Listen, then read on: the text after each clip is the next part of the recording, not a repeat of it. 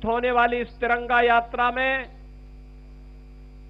आप सबकी उपस्थिति के लिए हृदय से आपका अभिनंदन करते हुए स्वागत करता हूं। भारत के आन बान और शान का प्रतीक है हमारा तिरंगा। बहनों और भाइयों, देश की आजादी के आंदोलन के दौरान देश के स्वाधीनता संग्राम सेनानियों ने अलग अलग समय में अलग अलग प्रकार का ध्वज लेकर के देश की आजादी को एक नई गति दी थी। 1905 में भारत की आजादी का मंत्र बना था स्वदेशी, और उसके उपरांत 1930 के दशक में तिरंगा के बीच में चरखा, यह भारत का एक स्वाधीनता संग्राम सेनानियों का यह ध्वज बना था। स्वतंत्र भारत ने तिरंगा के साथ धर्म चक्र परिवर्तन आया। उस समय के भारत के सभी राज्यों का प्रतिनिधित्व करने वाले चक्र को लेकर के इस राष्ट्र ध्वज को स्वीकार किया। यह हमारा सौभाग्य है कि जिस राष्ट्र ध्वज के लिए पहले भारत के नागरिकों को न्यायालय में लड़ाई लड़नी पड़ती थी कि मैं अपने घर में राष्ट्र ध्वज लगाना चाहता हूं, 1947 से लेकर के लगातार एक लंबी लड़ाई लड़ने के बाद कांग्रेस और अन्य दलों की सरकारें वह अधिकार भारत के नागरिकों को नहीं दे पाई। हम आभारी हैं प्रधानमंत्री मोदी जी के, जिन्होंने देश की आजादी के अमृत महोत्सव वर्ष में 2022 में नेशनल फ्लैग कोड में संशोधन करते हुए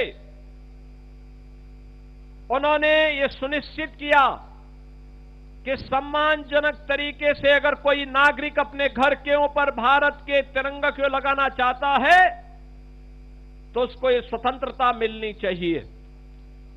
और हर घर तिरंगा, ये प्रधानमंत्री मोदी जी के उसी आह्वान का हिस्सा है जब भारत का हर नागरिक अपने राष्ट्र के प्रतीक, भारत के आन बान शान के प्रतीक तिरंगा को अपने घर के ऊपर लहरा करके गौरव की अनुभूति कर सकता है।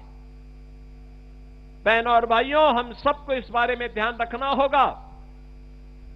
2022, 2023, 2024, 2025 के बाद अब 2026 में भी ये तिरंगा यात्रा के साथ हर घर तिरंगा का यह अभियान आज चरम की ओर आगे बढ़ रहा है।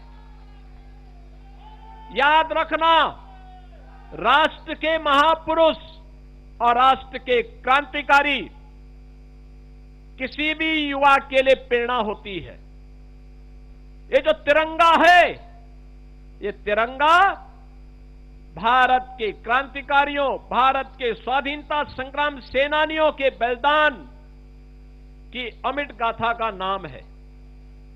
उस अमिट गाथा की प्रेरणा है। किसी युवा से अगर उसके आदर्श को छीन लो, इसका मतलब है युवा को हमने गौरव के क्षणों से वंचित किया है, एक अन्याय किया है युवा के साथ। और इसीलिए प्रधानमंत्री जी ने हर युवा को गौरव की अनुभूति से जोड़ने के लिए हर घर तिरंगा को अनिवार्य किया है कि हर घर तिरंगा लगे, और तिरंगा के प्रति जागरूकता के लिए तिरंगा यात्रा निकाली जा रही है। हजारों की संख्या में युवा तिरंगा लेकर के खड़े हैं। कभी ये तिरंगा भारत की आजादी का मंत्र बना था, भारत की आजादी का केंद्र बिंदु उत्तर प्रदेश बना था। कभी मंगल पांडे ने बैरकपुर में जो चिंगारी लगाई थी, गोरखपुर में शहीद बंधु सिंह, झांसी में झांसी की रानी लक्ष्मीबाई, बिठूर कानपुर में त्यात्या टोपे, मेरठ में धन सिंह कोतवाल के नेतृत्व में लड़ाई हर जनपद, हर गांव से निकल करके भारत की आजादी का मंत्र बनता हुआ दिखाई दिया था। यह आजादी अचानक नहीं मिली हमें, आजादी के लिए कीमत चुकानी पड़ी थी। 1922 में चोरी चोरा की ऐतिहासिक घटना घटित होती है। इस ऐतिहासिक घटना ने अंग्रेजों की चूलों को हिला करके रख दिया था। 1925 में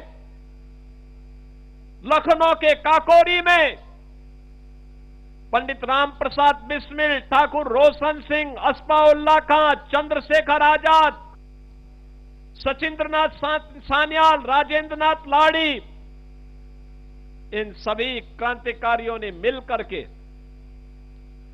भारत को लूट करके ब्रिटिश सर जो पैसा इंग्लैंड ले जाना चाहते थे, उस पैसे को वापस अपने कब्जे में लेकर के भारत की आजादी के लिए उसका इस्तेमाल हो, इसके लिए उन्होंने कार्य प्रारंभ किया था। एक train action, Kakori train action की घटना को अंजाम दिया था। बहनों और भाइयों, अंग्रेजों ने इसे डकैती कहा था। और क्या दुर्भाग्य है कि 1947 में देश आजाद होता है और 1947 से लेकर के लगातार 2022 तक देश के अंदर यही पढ़ाया जाता रहा है कि काकोरी डकैती की घटना, काकोरी ट्रेन डकैती की घटना सिखाया जाता रहा। क्रांतिकारियों का इससे बड़ा अपमान क्या हो सकता है। प्रधानमंत्री मोदी जी ने काकोरी ट्रेन घटना को ट्रेन एक्शन की घटना बताया, कहा कि भारत की आजादी का मंत्र था। जो देश को लूट रहे थे उनको लूट करके वो खजाना वापस देश के लिए लाने का काम इन क्रांतिकारियों ने किया। पंडित राम प्रसाद बिस्मिल का भव्य स्मारक गोरखपुर में, उन्हें गोरखपुर की जेल में फांसी हुई थी। ठाकुर रोशन सिंह, अस्फाउल्लाह खां, राजेंद्र नाथ लाड़ी, इन सभी क्रांतिकारियों को, किसी को गोंडा, किसी को फैजाबाद, किसी को इलाहाबाद के नैनी जेल में फांसी दी गई। वह सम्मान नहीं मिल पाया इन क्रांतिकारियों को। आजादी के बाद याद करिए, इन क्रांतिकारियों की मूर्तियां नहीं रखने दी जाती थी, इनके स्मारक नहीं बनने दिए जाते थे, इनके नाम पे संस्थाओं के नाम और सड़कों के नाम नहीं रखने दिए जाते थे। एक ही परिवार के नाम, एक ही परिवार के नाम से सभी संस्थाओं का नाम होता था, एक ही परिवार के नाम पे सभी स्कीमें घोषित होती थी। आज इन क्रांतिकारियों को सम्मान दिया जा रहा है। ये तिरंगा यात्रा भारत के उन हुतात्माओं को, अमर बलिदानियों को, स्वाधीनता संग्राम सेनानियों के प्रति सम्मान का प्रतीक भी है। हर घर तिरंगा के माध्यम से हम सब भारत के प्रतीकों के प्रति सम्मान का भाव व्यक्त करें। इस विश्वास के साथ ये यात्रा आज हमारी यहां पर प्रारंभ हो रही है। मैं आप सबका आह्वान करूंगा, आपके हाथ में तिरंगा है, ये तिरंगा हम अपने हाथ में लेकर के चलेंगे। जो लोग सड़कों पर खड़े हैं वह भी इस तिरंगा यात्रा का हिस्सा बनेंगे। ऐसा नहीं कि वे लोग अपनी जगह पे बैठ जाएं, या तिरंगा को फेंकना नहीं है, ये तिरंगा भी हमारे हाथों में होगा। और जब यात्रा महाराणा प्रताप की मूर्ति में विश्राम लेगी, तिरंगा को अपने घर में ले जाकर के अपने घर में पहना करके सेल्फी विद तिरंगा के साथ इसको अपलोड करिए। बताइए और उत्तर प्रदेश में इस वर्ष हम लोगों ने लक्ष्य रखा है 5 करोड़ घरों में तिरंगा लहराने का। 5 करोड़ घर में, हर संस्था, हर सरकारी, अर्ध सरकारी, निजी इंस्टीट्यूशन में, उद्योगों में, व्यापारिक संस्थानों में, घरों में यह तिरंगा लहराया जाएगा। राष्ट्रभक्ति और राष्ट्र के प्रति जिन क्रांतिकारियों और स्वाधीनता संग्राम सेनानियों ने अपना सर्वोच्च बलिदान दिया है, वह इस बात को लेकर के उन्होंने जाति पाति नहीं देखी, उन्होंने राष्ट्र देखा, राष्ट्र प्रथम भाव के साथ कार्य किया। और राष्ट्र प्रथम भाव का परिणाम था सर्वस्व न्यौछावर करने के बाद भी उन क्रांतिकारियों को जो सम्मान पिछली सरकारों के समय में मिलना चाहिए था, नहीं मिला। आज हम सबको तिरंगा का सम्मान करके, वंदे मातरम का सम्मान करके, राष्ट्रगान का सम्मान करके हम उन क्रांतिकारियों को सम्मान दे सकते हैं। स्वाधीनता संग्राम सेनानियों को, अपनी पूर्वजों को, अपनी विरासत को सम्मान दे सकते हैं। और उसी सम्मान के लिए आपका आह्वान करते हुए मैं आप सबसे इस बारे में अपील करूंगा, तिरंगा हमारे घर में लहराना चाहिए। अभी हाल ही में भारत सरकार ने तय किया है कि राष्ट्रगान और राष्ट्रगीत का जो भी अपमान करेगा वो संज्ञेय अपराध की श्रेणी में आएगा, उसे सजा होगी। और भारत के प्रतीकों के प्रति सम्मान का यह भाव हर भारत के नागरिक का दायित्व बनना चाहिए। और उस दायित्व का निर्वहन करने के लिए आज गोरखपुर में भी यात्रा निकल रही है। हम लोग यहां से नगर निगम के महारानी लक्ष्मीबाई पार्क से निकल करके हम लोग टाउन हॉल होते हुए, गोलघर होते हुए हम रेलवे स्टेशन के पास महाराणा प्रताप की मूर्ति तक जाएंगे।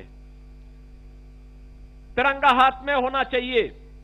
उत्साह के साथ भारत माता की जय और वंदे मातरम का गान करते, वंदे मातरम कहते हुए हम आगे बढ़ेंगे। यह वर्ष वंदे मातरम का 150वां वर्ष भी है और इसीलिए इस वर्ष वंदे मातरम को अब अनिवार्य कर दिया गया है। तो हम कम से कम स्लोगन के माध्यम से वंदे मातरम बोले और बोल करके हम यहां से वहां तक जाएंगे, फिर तिरंगा अपने घर में लगाने का कार्य करेंगे। इस विश्वास के साथ मैं आज के इस अवसर पर एक बार फिर से तिरंगा यात्रा का हिस्सा बनने के लिए आए हुए सभी युवाओं का स्वागत करता हूं। आप सभी का मैं स्वागत और अभिनंदन करते हुए अपनी वाणी को विराम देता हूं। धन्यवाद। जय हिंद।